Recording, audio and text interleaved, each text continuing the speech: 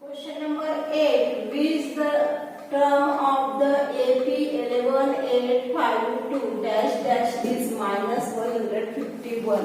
तुम्हाला विचारलेले आहे की 151 हे कितव्या नंबरचं पद असेल असं विचारलेलं, ते आपल्याला काढायचं आहे. म्हणजे n चा तो फॉर्म्युला वापरून तुम्हाला ते कितव्या नंबरचं पद असेल आपल्याला असं काढायचं आहे. तर बघा आपण आता हियर T1 बरोबर 11, T2 बरोबर 8, T3 बरोबर 5 आणि T4 बरोबर 2. बरोबर.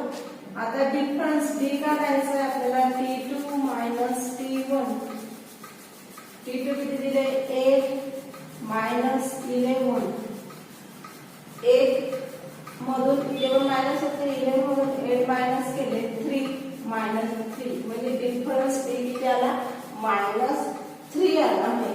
तर आपल्याला Tn च्या सूत्राने पुढील आपल्याला काढायचं आहे. मग let the n term of AP बघा मायनस 151 हे of the given AP is 151. म्हणजेच काय की 151 ही n-वे पद असेल. 151 दिलेल्या क्रमिकेमध्ये वजा 151 हे n-वे पद असेल. इथं पण मी मराठीत लिहून देते. दिलेल्या क्रमिकेत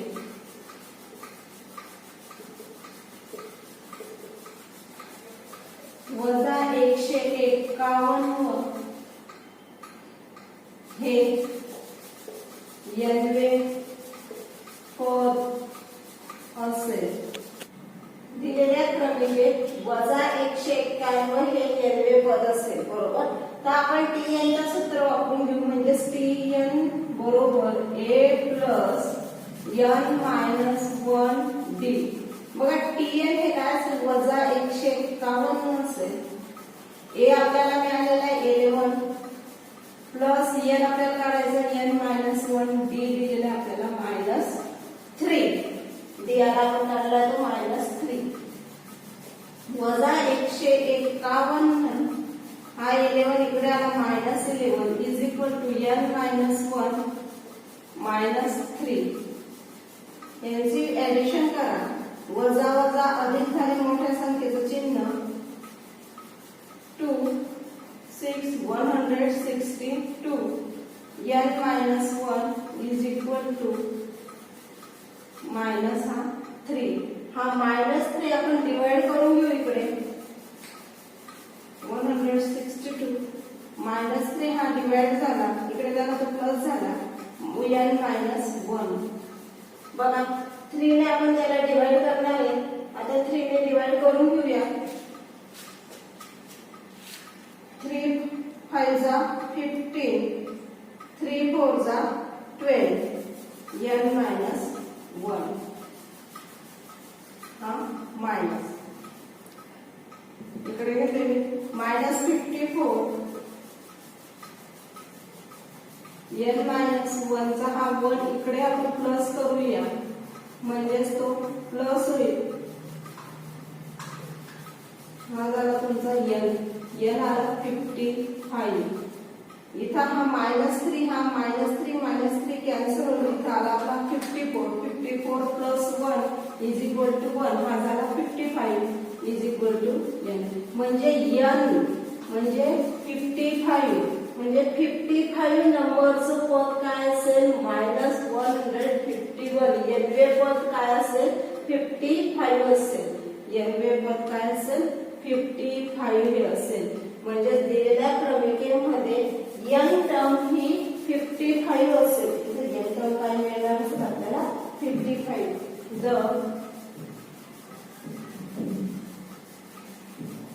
n term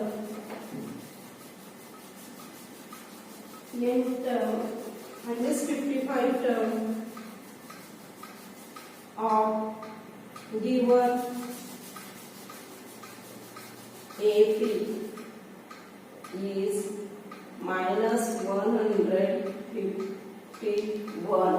म्हणजे दिलेल्या क्रमिकेमध्ये 55 नंबरचे पद हे वजा 151 असे हे आपल्याला काढायचं दिलेल्या क्रमिकेत.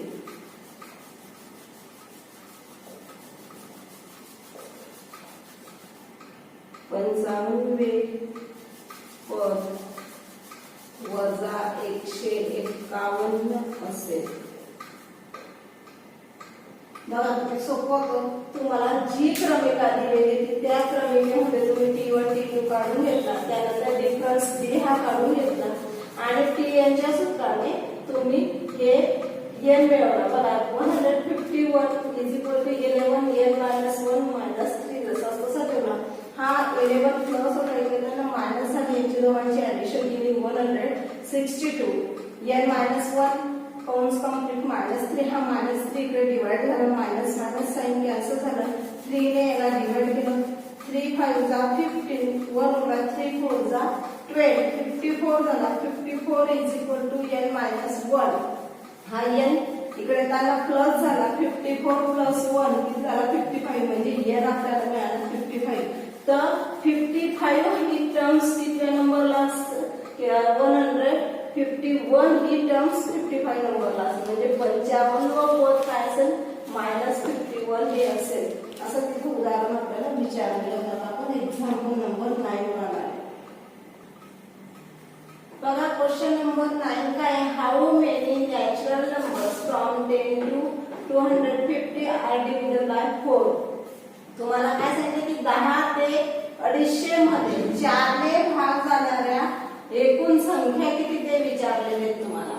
मग मी लिहून घेतलं तर numbers from 10 to 250 which are divided by 4 are 12 16 20 244 248. म्हणजेच काय की 4 ने भाग जाणाऱ्या 10 ते 250 च्या दरम्यान कोणत्या संख्या आहे 12 16 20 244 आणि 248.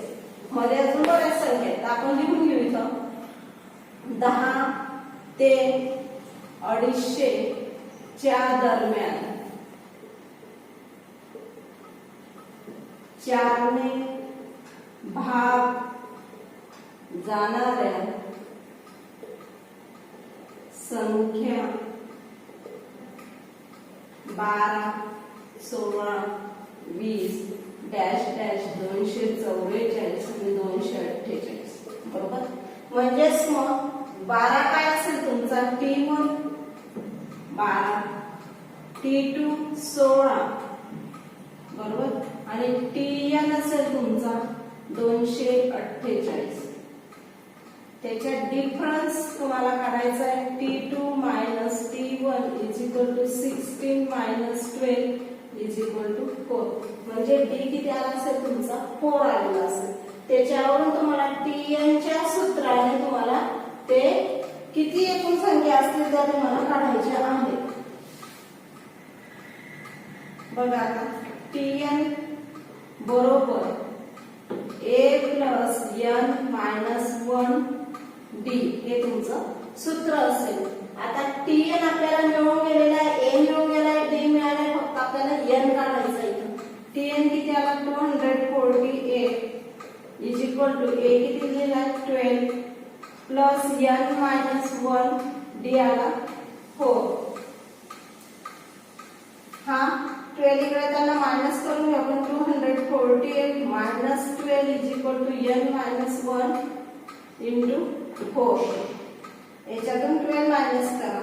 8 मधून 2 गेला 6, 4 मधून 1 गेला 3, 236 n - 1 * 4. हा 4 इथे मल्टिप्लाय इकडे त्यांना डिवाइड करून घ्या. इथे लिहिते 36 / 4 = n - 1. 4 5 जा 20, 4 9 जा 36, n minus 1. हा -1 इकडे येताना +1 झाला. 59 + 1 = n. हा झाला 60 = n. म्हणजे 4 ने भाग जाणाऱ्या 10 ते 250च्या दरम्यान एकूण 60 संख्या असतील. किती संख्या असतील? एकूण 60 संख्या असतील. There are 60 terms. 60 terms divisible by 4 is equal by 4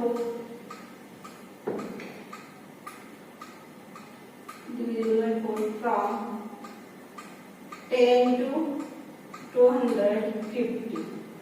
म्हणजेच तुमच्या 10 ते 250च्या दरम्यान 4 ने भाग जाणाऱ्या एकूण 60 संख्या असतील.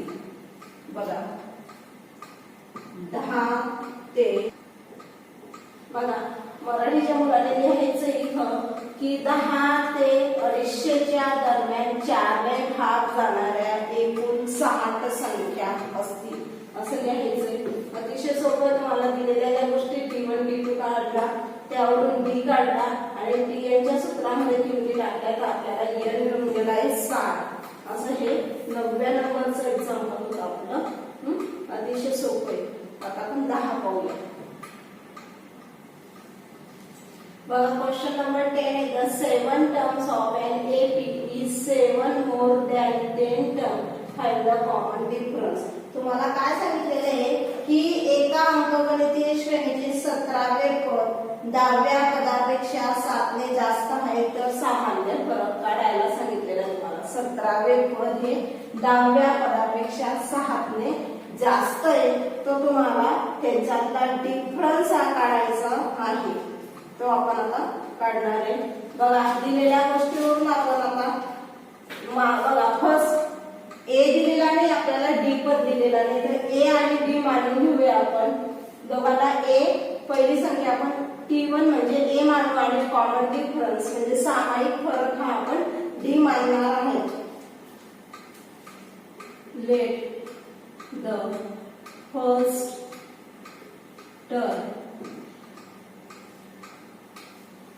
of an AP is a common difference.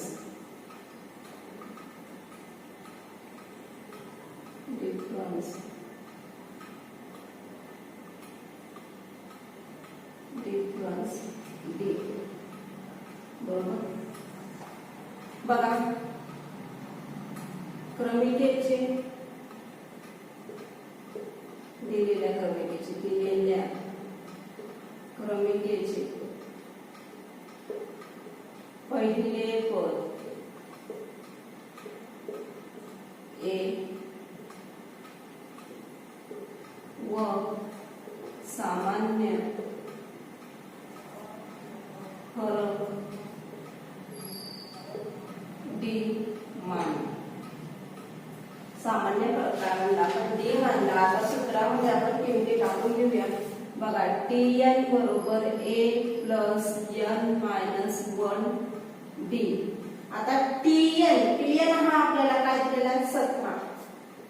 T 17 a plus 17 वजा 1 d आपल्याला दिलेला नाही.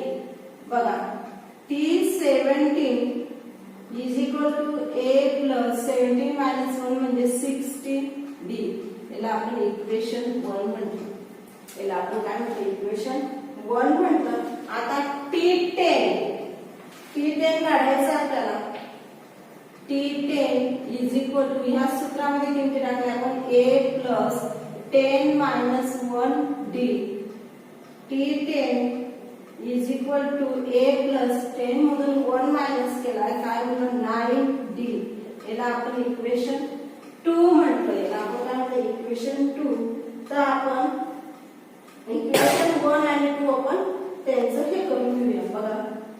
इक्वेशन 1 आणि 2 मिळाला.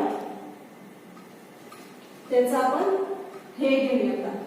a plus 16d is equal to a plus 9d.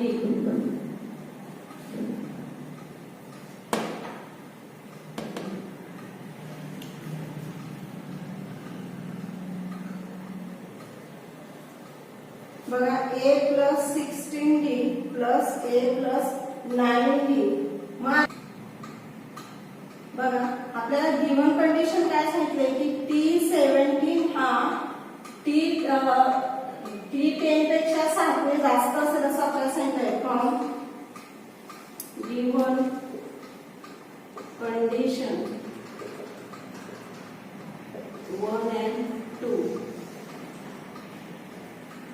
काय दिलं आपल्याला 1 काय मिळालं आपल्याला a plus 16d is equal to a plus 9d.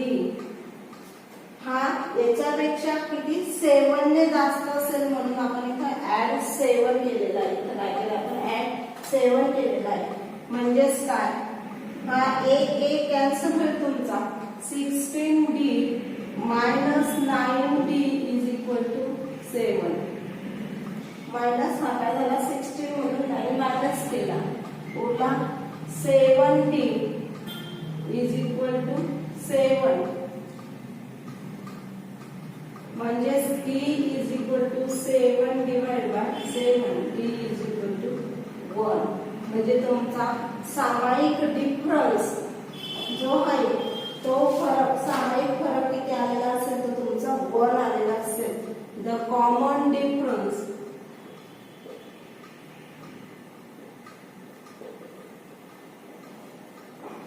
Common difference d is equal to 1. म्हणजे सामायिक फरक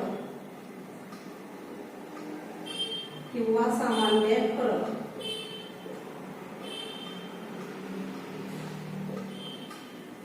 फरक d बरोबर 1 असेल. बघा इथं काय दिलेलं होतं तुम्हाला पहिलं आपल्याला दिलेल्या क्रमिकेमध्ये a आणि b आपण मानून घेतला की सामान्य फरक हा d असेल आणि पहिली संख्या जी असेल ती a असेल. मग tn चं सूत्र वापरलं आपण. tn बरोबर a plus n minus 1 t. T17 बरोबर a plus 17 minus 1 is equal to d. 17 मधून 1 गेला इथं काय होतं 16d. त्याचप्रमाणे T10 काढून घेतला आपण. T10 चं पद मिळालं a plus 9d. तर आपल्याला दिलेली कंडिशन काय होती की T17 पद हे T10 पदापेक्षा 7 ने जास्त असेल. दिलेल्या कंडिशन वरून आपण a plus 16d is equal to a plus 9d plus 7 असं केलंय. म्हणजेच हा a काय झाला आपल्याला कॅन्सल झाला. 16d minus 9d is equal to 7. यांची सबट्रॅक्शन केलं काय होतं 7d is equal to 7. d बरोबर 7 divided by 7 म्हणजे d काय आपला 1 आला.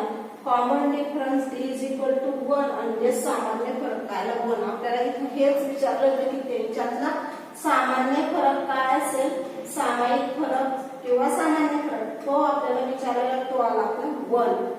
इथं हा प्रॅक्टिस सेट 3.2 कंप्लीट झालेला आहे. हा व्हिडिओ पाहायचा आहे, लाईक सबस्क्राईब करायचं आहे आणि दिलेले सर्व पूर्ण उदाहरण तुम्ही सोडवून मला त्याला व्हॉट्सअपला सेंड करायचे.